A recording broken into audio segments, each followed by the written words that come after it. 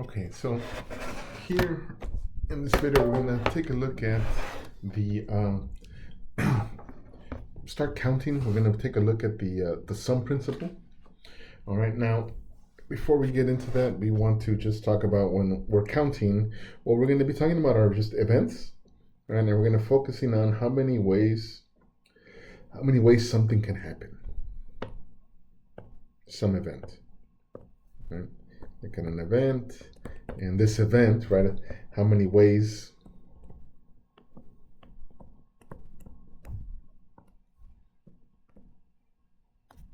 can something happen?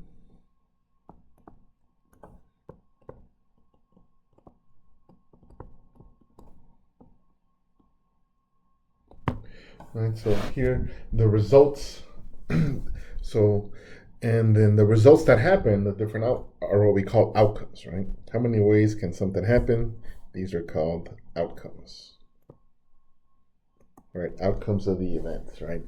Where the big thing we'll talk about is, right, the like rolling dice, right? Picking a card out of a full deck. Even the bit string problems that we taught previously, right? If we think of just kind of the act of choosing like different bit strings, right, and that of a certain length, and what type of weights can we expect as a result of, just picking at random here, right? But before we go any further, I do just want to bring our attention here to a deck of cards, right?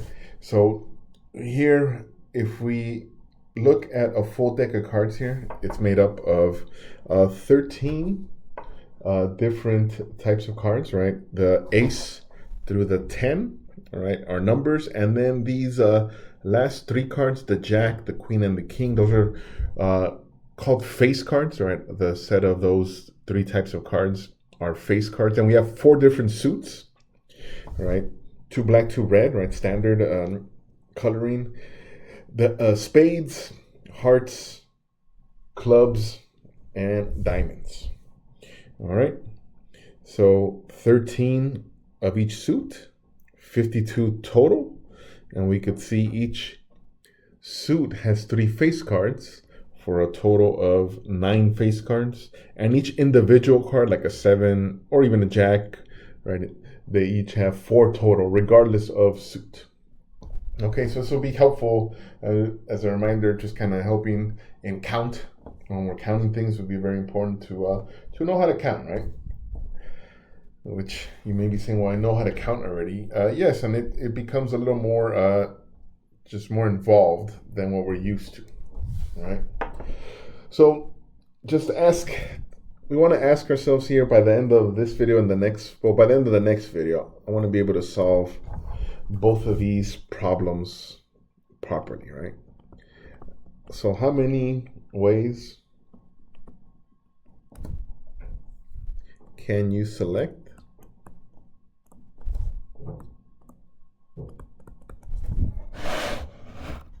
a spade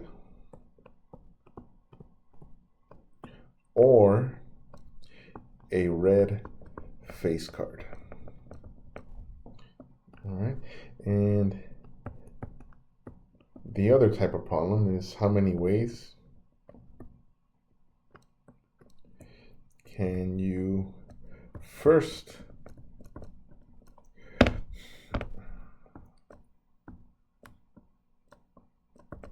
select a spade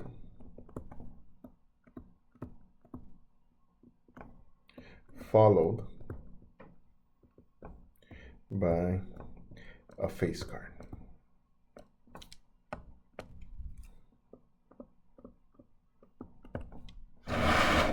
Okay, so we see these are 2 different types of problems, right? And the first one, you can see we're just asking for one particular card that satisfies these 2 conditions.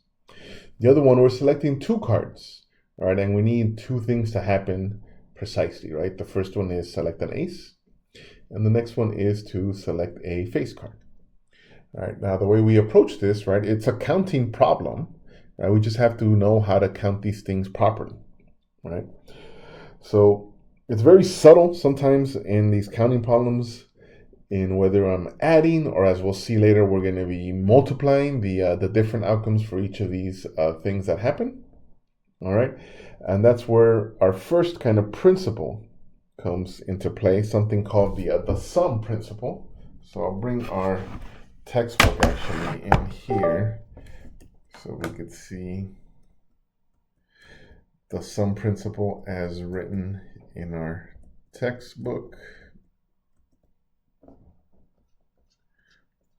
Okay, all right.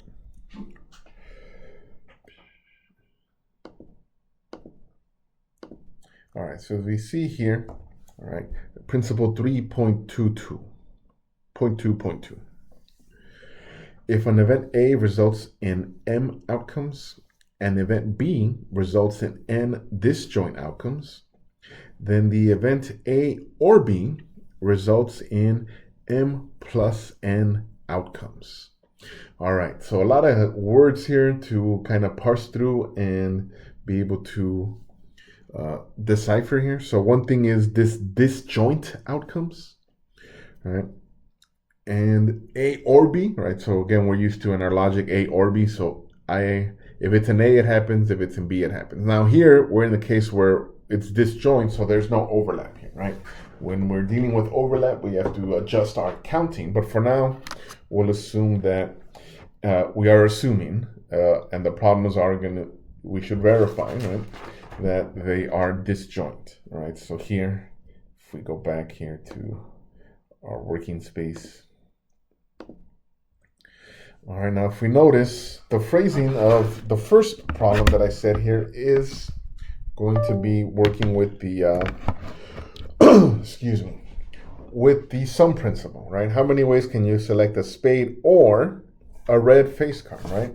And they are disjoint, right? So when we say disjoint, right, we have a set A, we have a set B, right? There is no overlap, right? A intersect B is the empty set, right? This is what it means to be disjoint.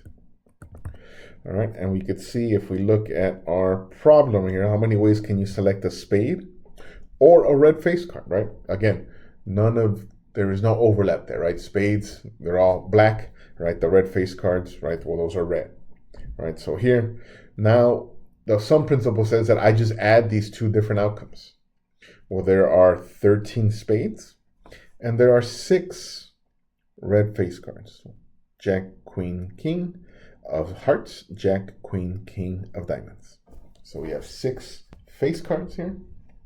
All right, so now we have here, so for something like this, all right, so for this, how many ways? Well, it's 13 plus the 6 face cards, so we have 19 ways.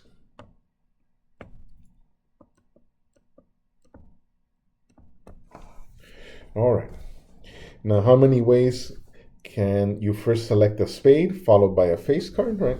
Now this is a different type of problem, right, which we will cover in our next video, right? This will use a different principle here. So let's continue here. We're going to keep talking about the sum principle here. All right, so for the next example,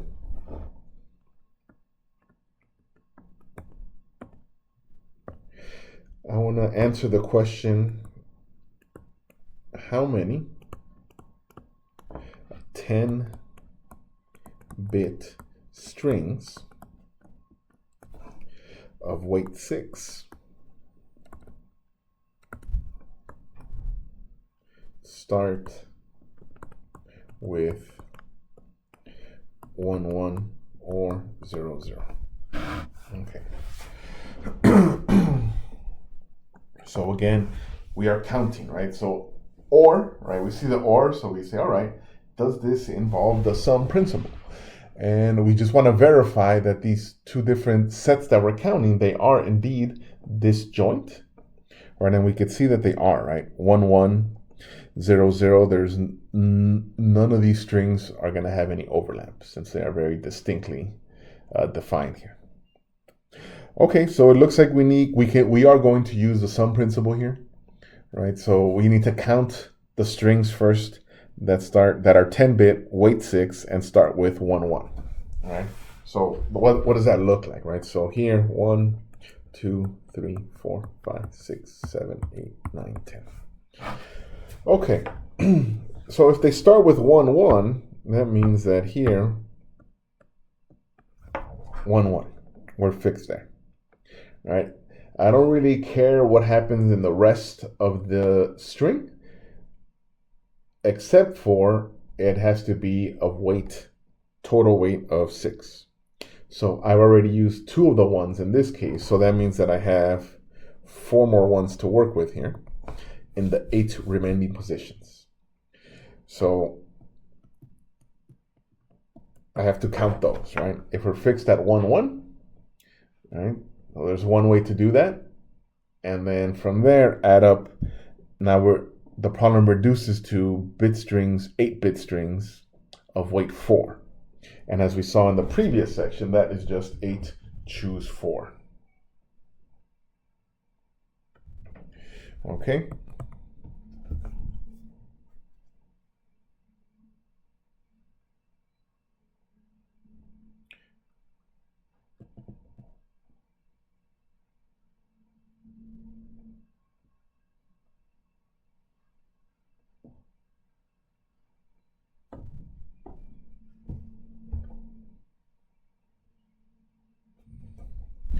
All right, so we have 8 factorial, 4 factorial, 8 minus 4 factorial. So this is 8 factorial over 4 factorial. And again, reducing this, we can use a calculator. We can simplify. All right, 4 factorial, those reduce to 1. 4 factorial is 24 times 3 is 12. 24. And just plugging this into a calculator, we get 28. All right, so 28 total 10-bit strings of weight 6 that start with 1 1. So now let's look at the other part of this. What about the ones that start with 0 0? Okay, so again,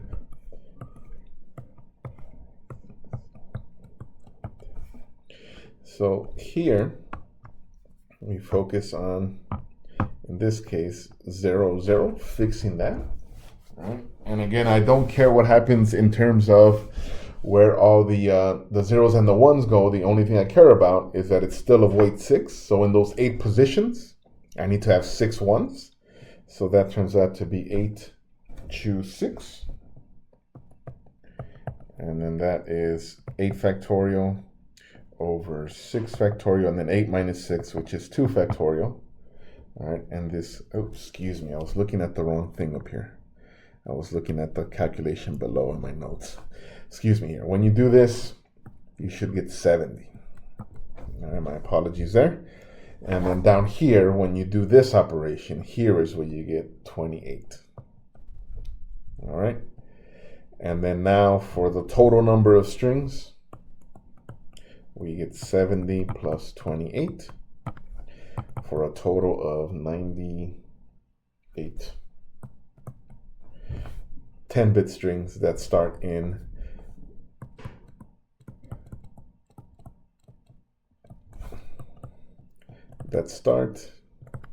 with 0 0 or again 1 1. Okay, so that's how we can apply the sum principle.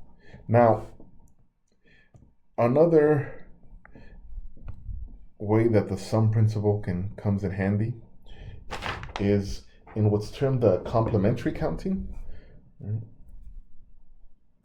So sometimes it is easier to count the complement of what is happening, right? And but what I mean by complement, if we think of like the set A, right? The complement of set A would be something that is not in A, right? So if we think of A, and then outside is the bigger set that A lives in, right? This is A. A complement would be everything that is out here, right? That is not A. And sometimes it's easier to calculate that and then just subtract off the A from the, or count out the total outcomes and then subtract off the A complement to be left with A. Right, so here, let me write the example down so we can understand here what I'm getting at here. All right, so let's say my goal is to find 10-bit strings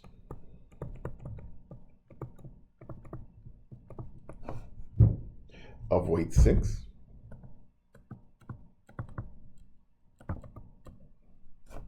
with at least 1 1 in the first 3 bits.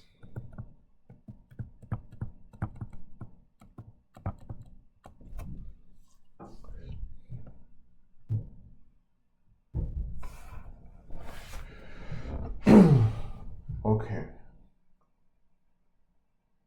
All right. So we're looking at our total bit strings are these, right? Length 10, subset or weight 6 here. All right. Now, as we can see how the way the problem is posed, there's a lot of counting that we need to do. We have to do a bunch of separate calculations here, right? So 3, 4, 5, 6, 7, 8, 9, 10. All right, where at least 1 in the first 3 bits, well, that is going to require a lot of different operations here, because here at least 1 means, well, this works, right? This one works, this one works, but also now this works, right?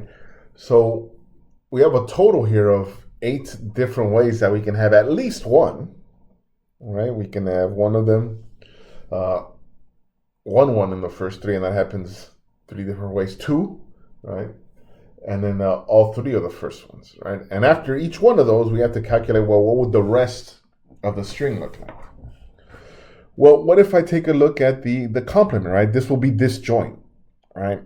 The complement here, if I'm looking at least 1 in the first 3 bits, what if I look at there are no 1s in the first 3 bits? So instead of this, I look at the complement. There are no exactly 0 1s in the first 3 bits. Now that's more simplified, right? So that would mean that the rest of this here, right, would be of 7, length 7, weight 6, right? Because the overall weight still needs to be 6, so it's 7 choose 6. And here we see 7 factorial, 6 factorial over 7 minus 1, or 7 minus 6, which is 1 factorial, and this easy calculation here, that equals to 7.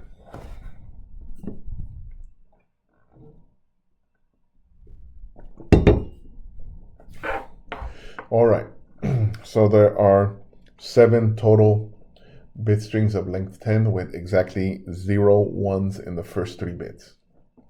Okay, now how does this doesn't solve my problem, right?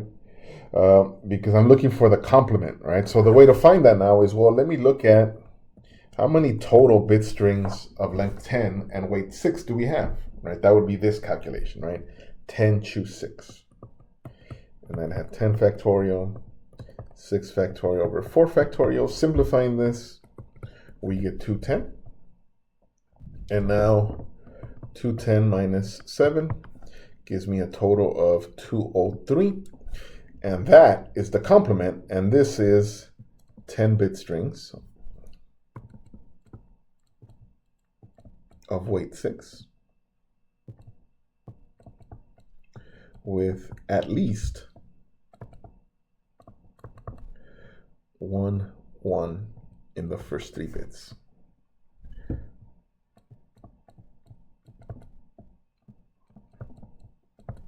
Okay, and now we can see here how approaching it in a different direction, right, in this case the complement of it, gave us calculations that were much more straightforward and less calculations, right? It's less involved, right? Again, this all comes from just understanding our problem and understanding counting and this idea of the complement of a set, essentially. All right.